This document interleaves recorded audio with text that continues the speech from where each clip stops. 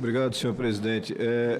Aproveitar essa oportunidade para trazer aqui a discussão, nessa que é a comissão mais nobre que nós temos na Casa, daquela que talvez seja a questão mais premente que nós temos aqui, que é a questão do bloqueio das emendas parlamentares por decisão monocrática do ministro Flávio Dino. Veja, esse assunto vem sendo tratado, me parece, com todo respeito, no âmbito errado, das reuniões fechadas em gabinete e na construção de soluções e caciquismos. E me preocupa, me assusta que o ministro Dino, conhecedor que é da lei, não tenha enfocado o ponto central, que é o fato de que nós só temos duas emendas constitucionalmente previstas, que são a emenda individual e a de bancada. E essas duas emendas, elas não têm previsão, não têm nenhum tipo de problema de transparência, de governança, são absolutamente tranquilas. Nós temos problemas, sim, com essa nova versão das emendas de comissão, que ganharam uma envergadura, um tamanho, para substituir aquilo que estava na chamada emenda de relator no passado recente.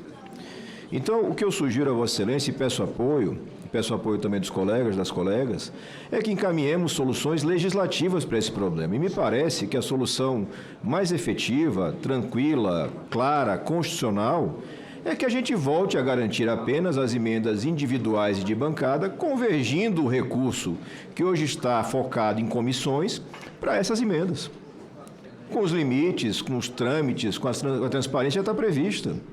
Se vai ser uma emenda constitucional, se vai ser apenas uma emenda ao PLP apresentada por Ângelo Coronel, que seja.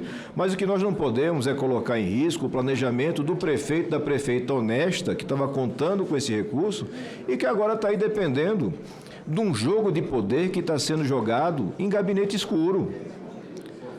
Não há por que ter vergonha de tratar do assunto de emendas parlamentares, é um assunto constitucional, introduzido na Constituição por emendas aprovadas pelas duas casas, que não tem, repito, não tem problema de transparência, de governança, não tem problema na emenda de bancada, não tem problema na emenda individual.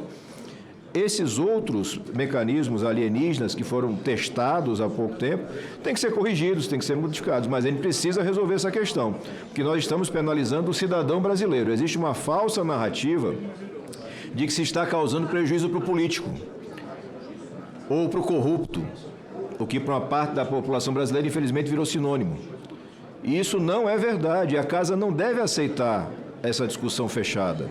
A discussão tem que ser transparente, aberta, e mais ainda quando nós estamos falando do ministro Supremo, que foi governador, que foi parlamentar, que tem absoluta consciência do que está fazendo e que está, na minha visão, com todo respeito, abusando da sua autoridade. Presidente o que mistura alhos com bugalhos, joga todo mundo numa vala comum e isso não é razoável. Então, peço o apoio dos colegas para alguma solução legislativa, vou apresentar alternativas, mas que sejam, evidentemente, capitaneadas e puxadas por quem tem as posições de liderança, como é o caso da presidência da CCJ do Senado da República. Então, esse é o comunicado e o apelo que faço a Vossa Excelência.